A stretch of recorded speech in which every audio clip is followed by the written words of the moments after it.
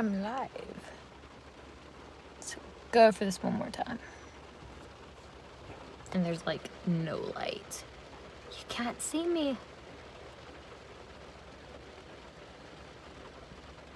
I thought my phone's got like this weird glare. I don't know if I messed with the camera or what. Hi. How are you? Hi guys. Okay, I'm back to talk. Because, yeah.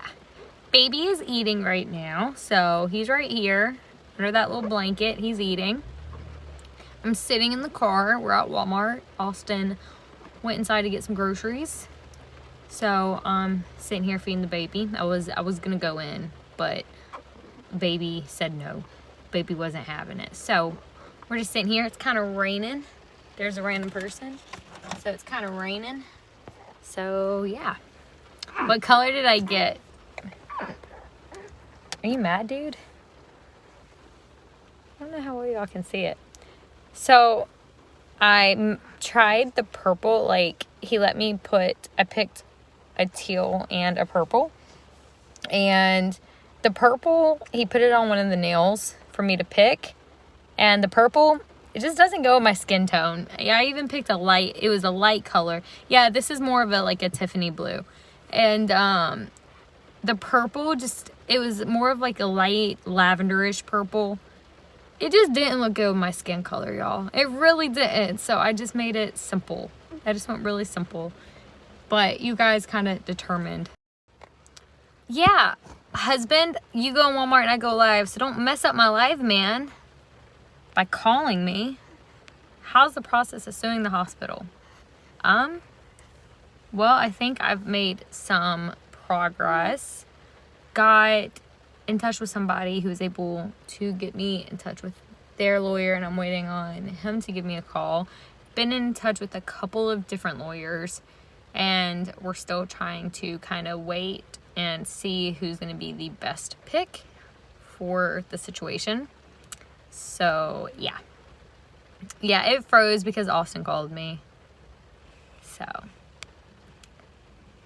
hi, Kimberly. How are you? What's your question, Alex? And thank you, Presley. You guys can ask whatever y'all want. And we're just killing some time. Hanging out in the car at Walmart. Thank you, Jord.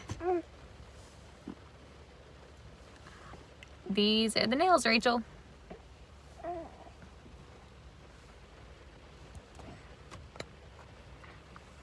Adam, I will double check Instagram. Maya is in the back seat. Hey. What's up, girl? She's back there. Hang on. Gotta resituate the baby. 1 second. This is so awkward in the Walmart parking lot. Here. Okay.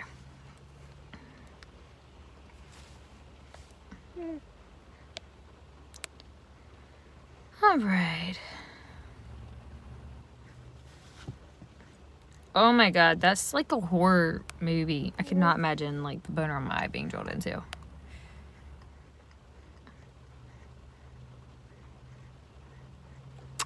Cats are not service animals. They can't be under federal law.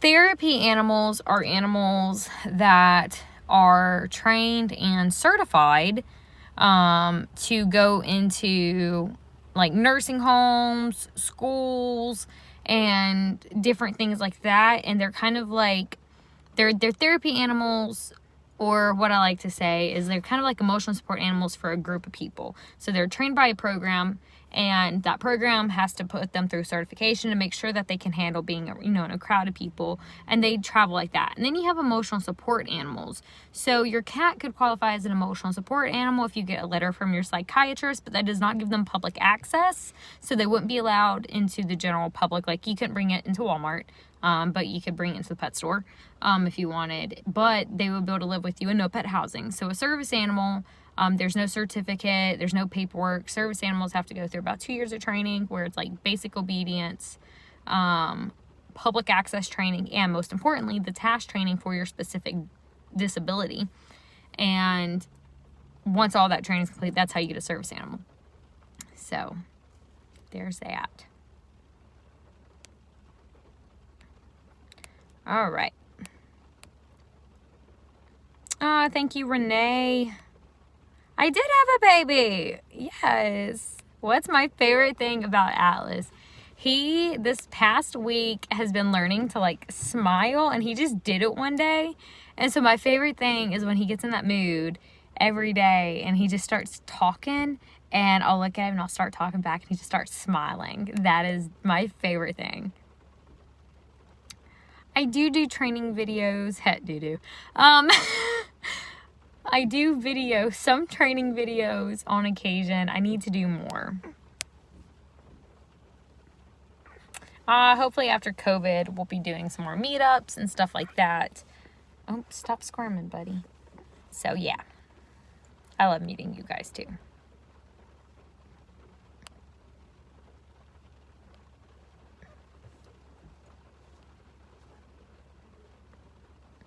Oh my gosh, Penguin. Yep. You can always tell when a dog is a legitimate... Oh, he just pooped on me. I felt it. It was like a little fart poop. You can always tell when it's a legitimate service animal or not on the dog's behavior. So if you're wondering if the dog is a legitimate service animal, is it pulling on the leash? Is it walking beside its handler? Is it barking? Is it quiet? Is it paying any attention to the person it's with, or paying attention to everything else? So there's certain little things that you can watch in any dog. It doesn't matter if you know the dog or not. And based off the dog's behavior, you can actually determine just from watching the dog if it's a legitimate service animal or not. And if it's in training, you will see, the owner correcting it. You will see the owner doing training to refocus it. And so even if the dog, like Maya, has her moments where she's more interested in things around me at times, and training comes in and we refocus her, do a little training with her, get her attention back. So there's ways to figure out. All right, let me get back here to your comments because I love answering all of your comments. How did I train Maya to heel? Repetition, just repetition. I definitely recommend head halters. So that's the little gentle leader. It's what goes around her, her face. It's not a muzzle, but she can open her mouth with it. It's kind of like a halter or a bridle, like on a horse, and how, people ride horses and it's around their face. It gives them control of the head. It's the same kind of idea with a dog. It gives you control of their head. So I recommend them because you can teach a dog not to pull.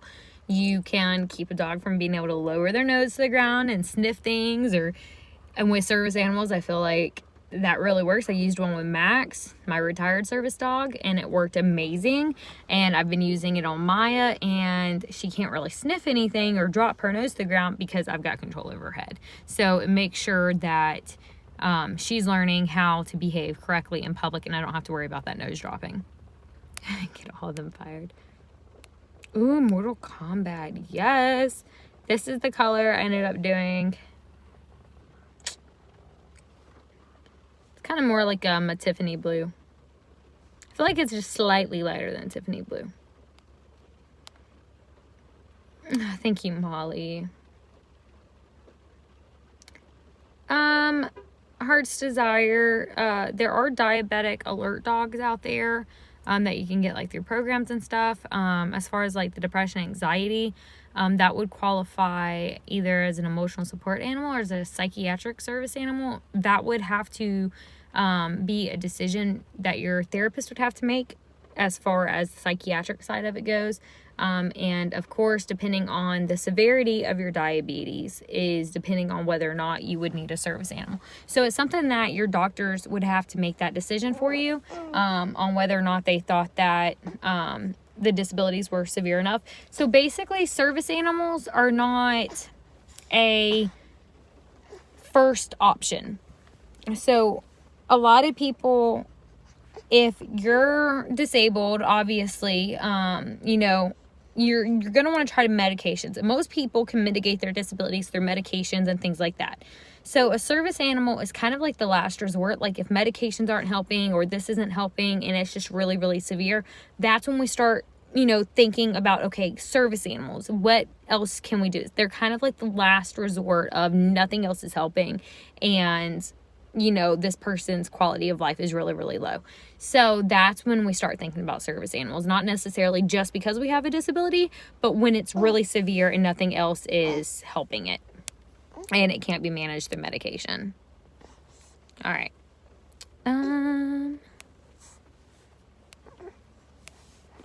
Oh, you're moving. Don't bite me. Anyway. Oh, thank you guys. Yep, ask away. Any ideas on training patients? So I call that impulse control training. I think I've actually posted a video at some point on that. But the last video I posted on my channel of my dog works for her food. That video, that is patience training. So patience is very much impulse control. So dogs are impulsive through instinct. And so what you want to do is find a way to get that impulsiveness under control. And so the training I do with Maya before I let her get her food is training that impulsiveness, because in the beginning she would go for her food and I'm not allowing that. It's when I say you can, not just because you want to get it. And so I suggest doing something like that, even if it's just with your pet dog, teaching them to wait to get their food until you tell them that they can, and being able to resist the food and do some training. So that is kind of an impulse control training there. And that can teach a lot of patience in dogs. Hi, guys. Any tips on dealing with morning sickness with POTS? I'm 15 weeks of my second. This little girl is really putting in work. Okay, so you guys know that I have dysautonomia, which is a form of POTS. Well, I'm sorry, POTS is a form of dysautonomia, and I have dysautonomia in the form of POTS. So when I was pregnant, with Liam, I had really bad morning sickness that lasted kind of into my second trimester and then went away. It was just medicine from the doctor. And then with Atlas, it was even worse, severe morning sickness. They ended up diagnosing me with whatever that term is for like the severe nausea in pregnancy, because it was very, very severe. I couldn't keep anything down. It went away for a few weeks as I got into my second trimester, and then it came back towards the end of my second trimester and stayed for the rest of my pregnancy, and I couldn't get it to go away. And I was on nausea medication, heartburn medication, everything you could think of, just trying not to throw up. So medication, and maybe if you could handle it, like a V8 in the mornings, that's kind of my key. It's also my key for hangovers, a V8. So, but yeah, with morning sickness, I noticed if I could down a V8, then I was able to get some vitamins and minerals and some calories in my body pretty quick, and that seemed to help too. Oh no, Austin came back. I'm trying to finish reading your comments. So Atlas is 10 weeks old. My TikToks, thank you. The snake and the tortoise are doing really good.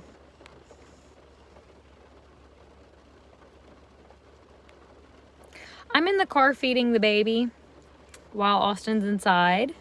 Aw, thank you so much, Maggie.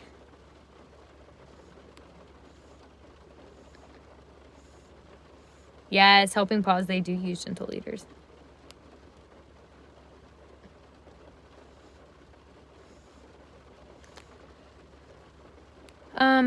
Alex, you know, that's a tough situation. You could always look into private trainers and try to see about that. But I mean, either way, whether you own or train a service animal, whether you partner up with a private trainer or go through an organization, training a service animal takes time and money.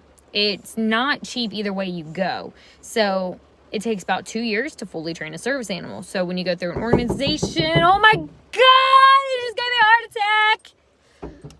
Oh, Lord have mercy. There.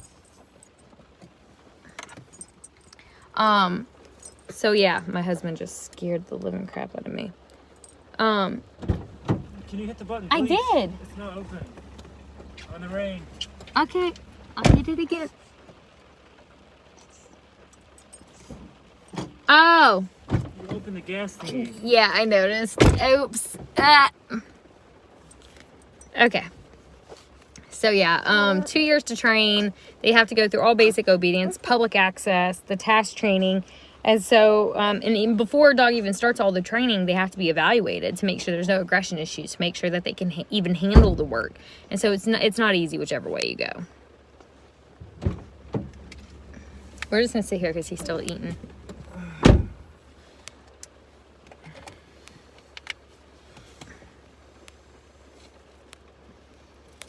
All right. Thanks, guys. You know I forgot. Hmm?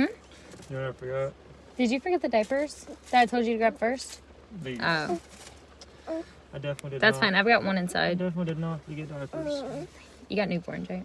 Yeah. Okay. Hey, I need your attention. Oh, you're going to have to hang So, on. YouTube's meant to be paused. No. Yeah. It's a little boy. We were sitting here at Walmart while he ran in and grabbed some groceries, and I was just feeding the baby. So, baby, I know. Yes, Zofran all day. Cameron, just tell him that they can't pet her. Oh no, it's Austin. LOL. I've never used the prong collars. I know that the Herm Springer are the only ones that you should use, but I've never personally used them. I know people that do use them, and I don't see any harm in it if you use them appropriately, but I can't give anything off of self-experience because I've never used them personally. We have 2 children. Both are boys.